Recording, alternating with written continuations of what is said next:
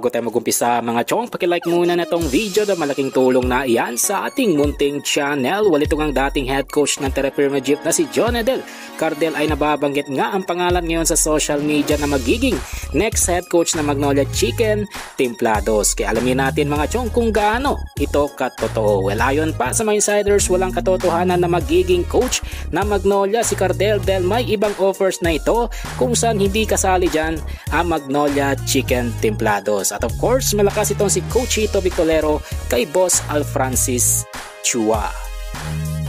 Ibang balita, punta naman tayo sa 3-point specialist na San Miguel Beermen. Walang iba kundi si Marcio Lassiter na motivated sa Game 5 semifinal match kontra Barangay Ginebra ngayong araw. Ayon pa mismo kay Marcio Lassiter, na-realize niya na hindi pa sila nananalo sa playoffs kontra Barangay Ginebra kapag si Justin Brownlee ang import nito. Kaya naman motivated siya na talunin ang sister team sa Game 5 semifinal. So good luck na lamang sa motivation ni Marcio Lassiter. Panguli sa ating balita mga chong, patungkol naman kay Arwin Santos na napag-uusapan din sa social media na magiging parte ng coaching staff na Converge Fiverr Xers. Kaya alamin natin mga chong kung gaano ito katotoo. Ayon pa sa mga insiders, hindi kumpirmado na magiging parte ng coaching staff ito si Arwin Santos. Kaya naman yung lumalabas sa social media ay gawa-gawa lamang dahil sa naging payag ni Arwin Santos patungkol sa negosasyon ng kampo ni Troy Rosario at Converge Management. Mga chong, nandito na lang ang ating balitang PBA at syempre huwag kalimutan mag-subscribe